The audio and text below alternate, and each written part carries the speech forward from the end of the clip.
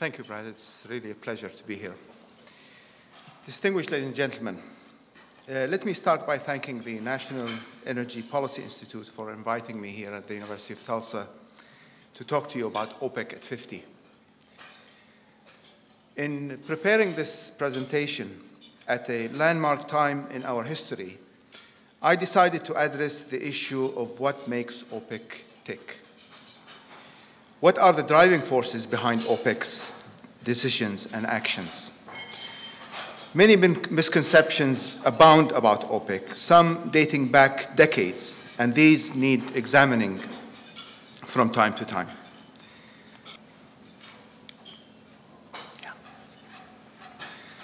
And so I shall start by looking at our history, why OPEC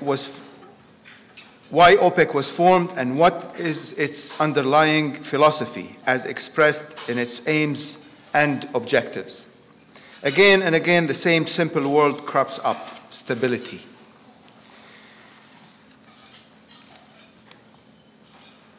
Averaged out across our member countries, around 3/4 of our export revenues comes from petroleum sales.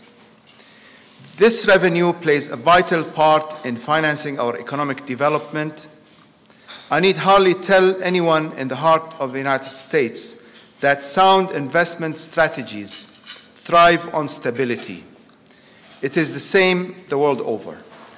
Hence, the quest for stability is central to OPEC's actions.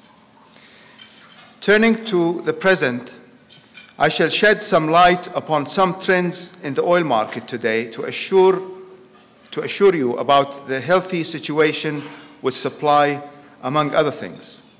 And I shall close by looking into the future, pointing out the even greater importance OPEC attaches to long-term energy security and the steps our member countries take to achieve energy security. Let us now look at OPEC's history. OPEC has been around for about a third of the life of the modern petroleum industry, if we date that as starting from the famed Colonel Drake's first pumping oil about 1,000 miles from here in Titusville, Pennsylvania, in August 1859. Hence, the oil industry was already well established when OPEC was created in Baghdad in September 1960.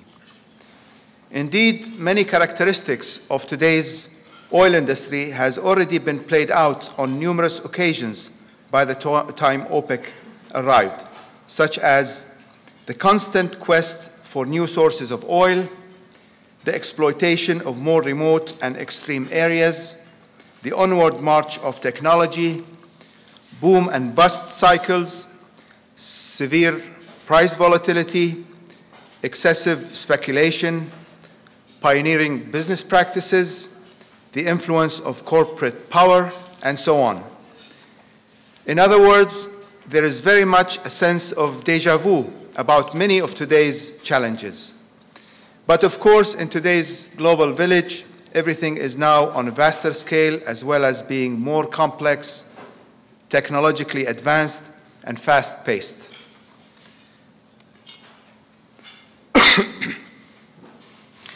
When OPEC was formed in 1960, world-proven crude oil reserves totaled around 291 billion barrels, and annual production averaged around 21 million barrels per day.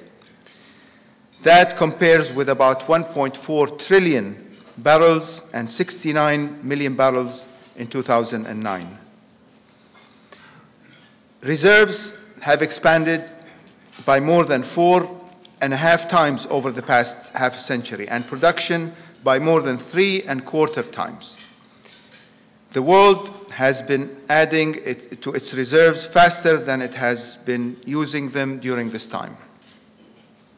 Turning to OPEC specifically, in 1960, our 5 founder members, Saudi Arabia, Kuwait, Iraq, Iran, and Venezuela, accounted for 78% of world reserves and 41% of production.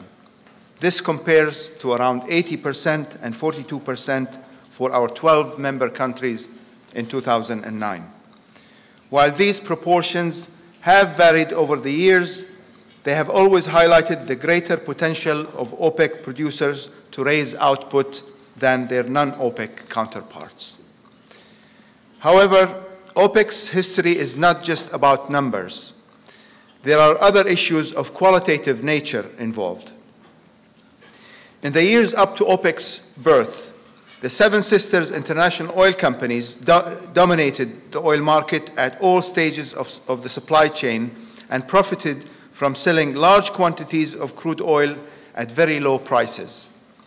In contrast, the oil-producing developing countries, which were almost totally reliant on petroleum sales for their export revenues, were paid only small royalties and were not even consulted on important matters regarding their livelihood, such as the pricing and production of their crude.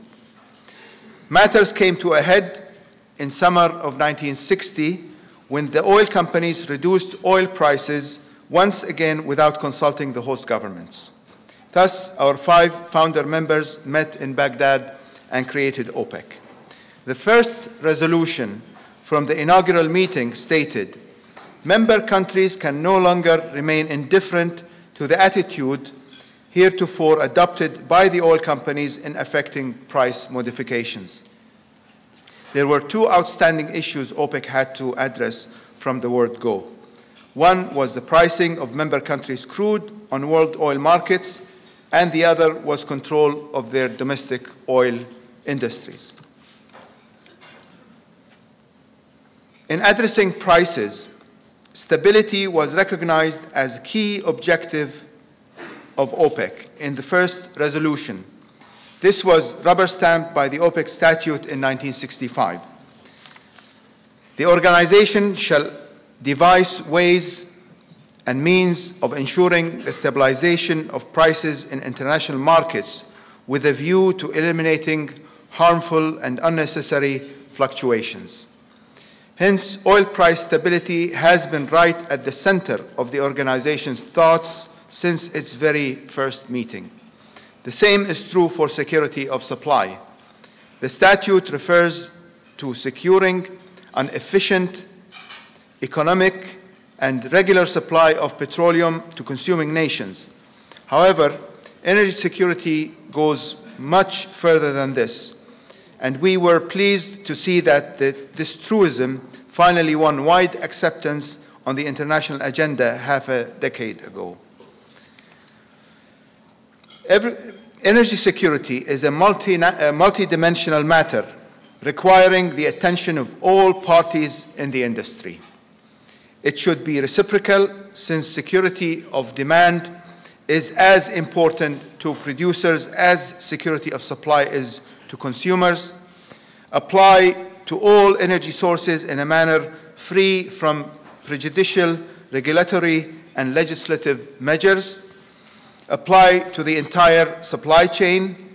Be universal, applying to rich and poor nations alike. Cover all foreseeable time horizons, and focus on providing all consumers with the most modern energy products. With regard to controlling domestic oil sectors, OPEC waited until 1968 before making a formal pronouncement. This took the form of a declaratory statement of petroleum policy in member countries. This important document referred to the inalienable right, as expressed by the United Nations, of all countries to exercise permanent sovereignty over their natural resources in the interests of their national development. It claimed that the exploitation of OPEC's indigenous exhaustible resources should be aimed at securing the greatest possible benefit for its member countries. This could best be achieved if these countries themselves directly undertook the exploitation of these resources. All this helped prepare the ground for the major changes that occurred in the oil industry in the early 70s. This saw OPEC member countries assert their sovereign rights over their domestic oil sectors, as well as having a significant influence on how their oil was priced on oil markets. It essentially set the pattern for the way the industry is structured today, including the development and growth of national oil companies. As time went by, OPEC broadened the scope of its activities.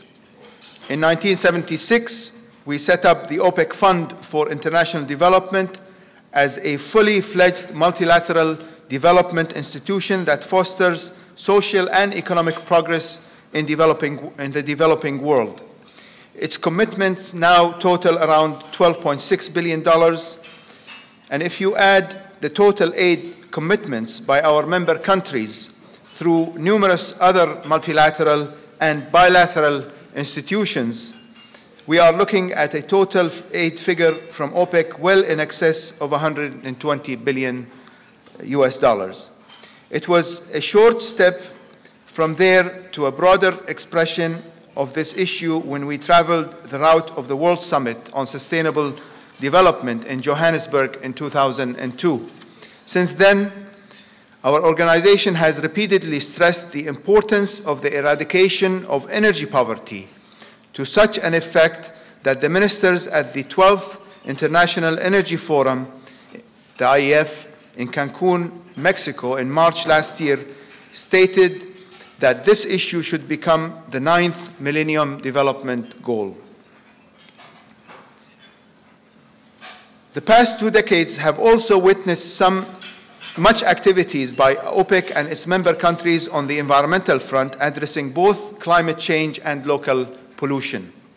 Like everyone else, we want a cleaner, safer world, and we do our best to bring this about in the oil industry. We are very much aware of the challenges of a carbon-constrained world. We have been actively engaged in the United Nations-sponsored climate change negotiations since the Rio Summit in 1992 to ensure that the interests of oil producers are properly represented, especially those from the developing countries. In particular, in trying to reach a fair, comprehensive, and equitable agreement, balancing the interests of developed, developing, and emerging economies, we are committed to the principles of equity, common but differentiated responsibilities, and respective capabilities. In our member countries themselves, there are exciting schemes underway, such as the pioneering carbon capture and storage project in Algeria, the visionary scheme to conserve indefinitely an area rich in biodiversity in the Yasuni National Park in Ecuador, and the building of what is intended to be the world's first carbon-neutral zero-waste city at Masdar in the United Arab Emirates. More generally, across the Middle East and North Africa, the geography and climate are clearly beneficial to the development of solar power, and some of our member countries are already exploring the potential of this type of renewable energy. The interlinkages of energy, economic development, and the environment were recognized in the concluding solemn declaration from the third OPEC summit in Riyadh in 2007. This referred to 3 guiding themes for the economic, energy, and environmental endeavors of OPEC and its member countries: stability of global energy markets, energy for sustainable development, and energy and environment. These 3 guiding themes are now considered to be a definitive statement of OPEC's approach to handling policy issues. Implicit in all of this is OPEC's recognition of the fact that the oil industry is now operating in an interdependent world and that no single party can afford to go it alone anymore if it wishes to prosper in the future.